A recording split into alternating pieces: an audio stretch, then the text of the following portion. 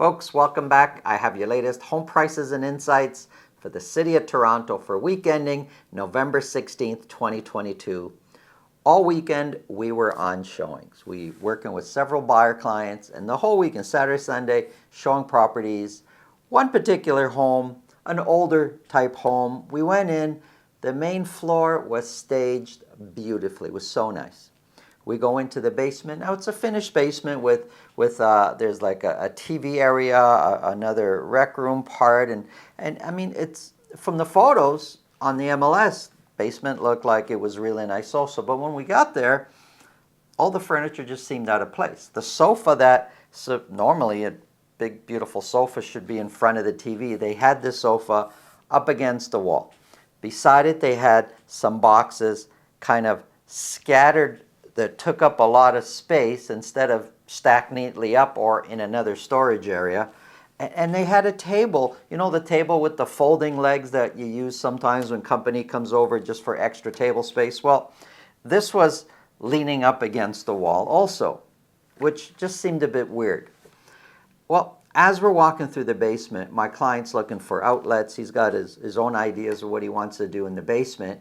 And so he moved the table that's leaning against the wall and looked and found basically right at the bottom where the baseboard and the drywall is, it was all black. And you peek behind the boxes to the side, the black continued along. You peek behind the sofa that was against the wall, you guessed it, it was black. It was mold all along the baseboard and the drywall. It was very damp. You could touch it. It's damp. So they obviously have some sort of basement foundation, water issues, something going on that they're trying to hide. And this is my whole problem. It's not that a house has a problem. It's the fact that they're trying to hide it. If you're a seller, don't do that. Don't try to hide it. If you're a listing agent, my advice is don't try to hide it. Either fix the problem before you come onto the market, or disclose it and let the buyer decide what the house is worth with that problem there. Then the buyer will fix it. But you'll have a better chance of getting the results you want if you do one of those things. Hiding it should not be something that enters the equation. What should we do? We do this, oh, let's hide it. No, that's a mistake, and you'll lose all credibility. If you're the seller, you're the listing agent, no one's going to trust you.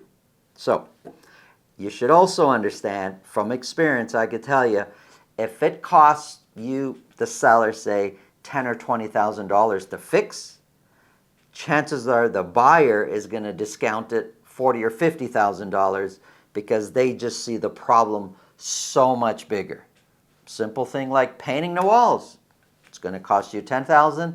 The buyer's thinking, I got to paint $20,000, $30,000. That's just how they look at it. So that's my story for today. Don't hide defects. Disclose it and price it accordingly. But you're better off sorting it out yourself before you put it on the market. And then you could brag. We had this issue. We fixed it. Here's the warranty. Good luck. And buyers will feel more comfortable about buying that than something that they kind of see you hiding it and now they got to repair it. If you think this video can help somebody you know, please pass it along. Let's get into the numbers.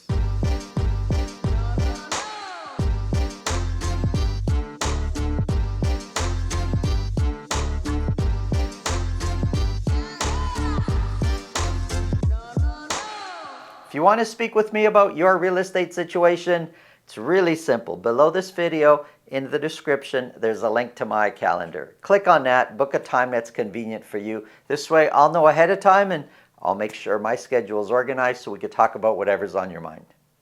So who's going to be right when it comes to predicting real estate prices? It's hard to say. I know lots of people predicting prices are going to go up. I know lots of people predicting they're going to go down, way down, many people are saying, or they're going to stay the same like this for the next year or so. I don't know. I am open-minded. I listen to what everybody says. There's some great comments that I agree with.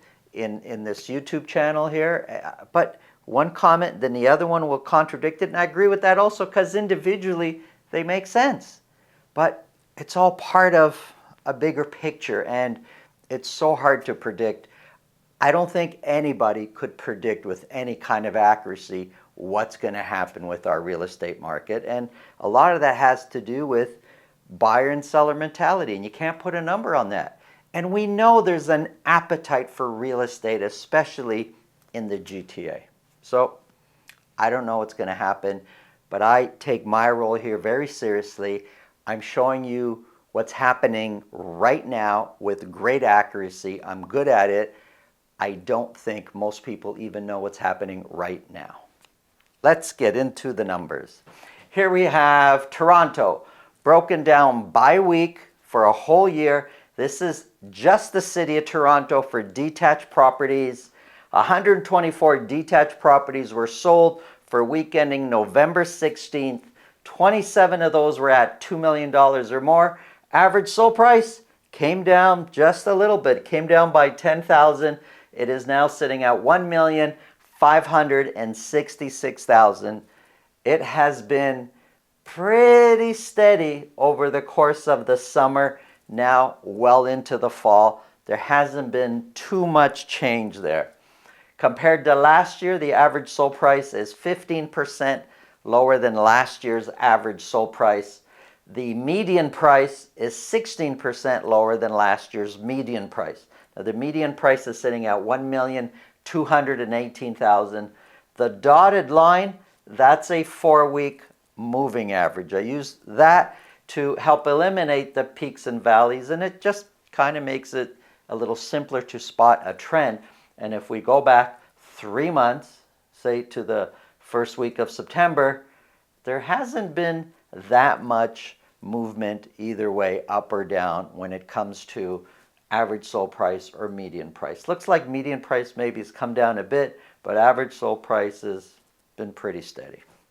Compared to last year, we have 32% fewer sales of detached properties in the city of Toronto this year versus last year. 32% of the 124 that sold at list price or more. This time last year, 73% were sold at list price or more. It was a different world. This time last year, we were headed towards the craziness of January, February, but that's long gone. That's not where we are today. Listings, 9% fewer listings year to date, and months of inventory came down, but just by 0.1. It's now sitting at 2.3, and for the fall, it's been pretty steady. Let's look at Toronto broken down by 3 sections: west, central, and east. So Toronto as a whole, the city of Toronto, came down by $10,000. Central Toronto, average sold price went up. West Toronto, the green, average sold price went up. And East Toronto, it came down a little bit. Let's take a closer look at West Toronto. 47 detached properties were sold. 7 of those were at $2 million or more. Average sold price went up versus the previous week, now sitting at $1,455,000. 1455 is 13% lower than last year's average sold price. The median price of $1,190,000 is 12% lower than last year's median price. Months of inventory came down, sitting at 2.3 months of inventory right now. 2.3 is the lowest it's been over the course of 3 months. It's the lowest it's been in a while now. Central Toronto, average sold price, $2,160,000. 34 detached properties were sold.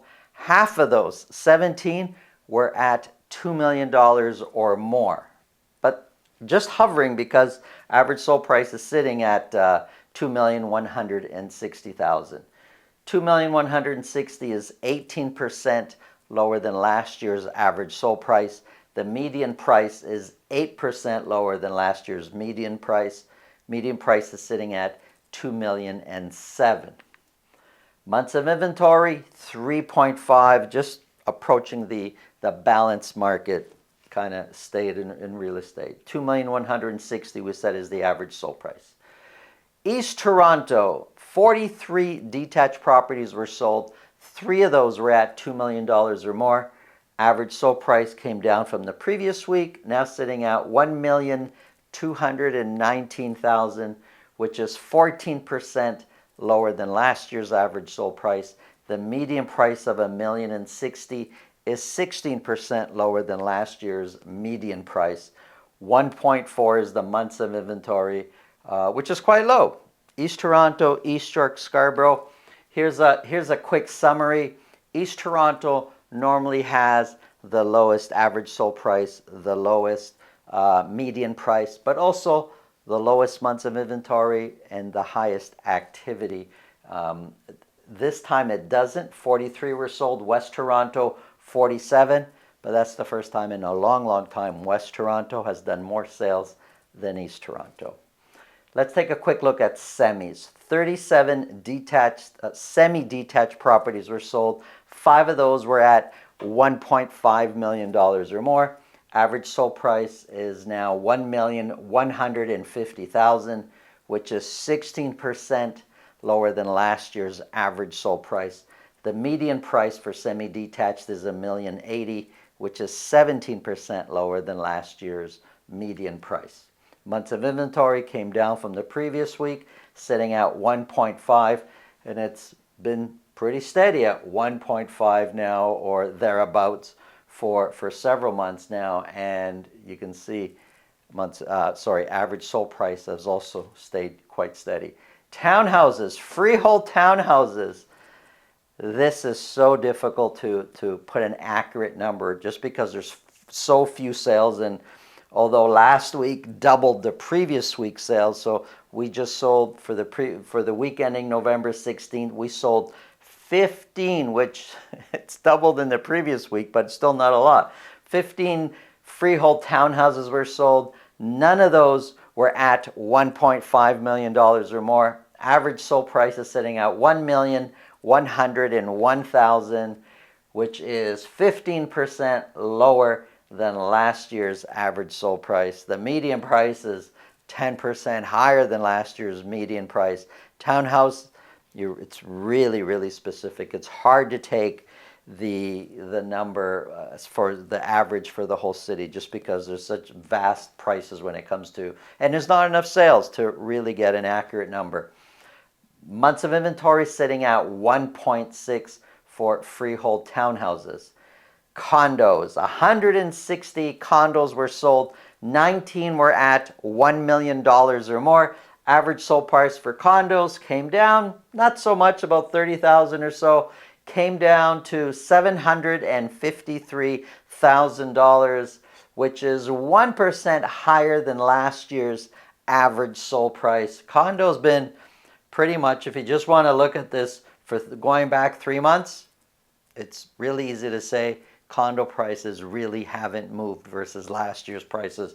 Some weeks were a little bit up, some weeks were a little bit down versus last year. Hasn't moved much. So average sold price is 1% higher than last year's average sold price. Median price of $662,000 is 3% higher than last year's median price.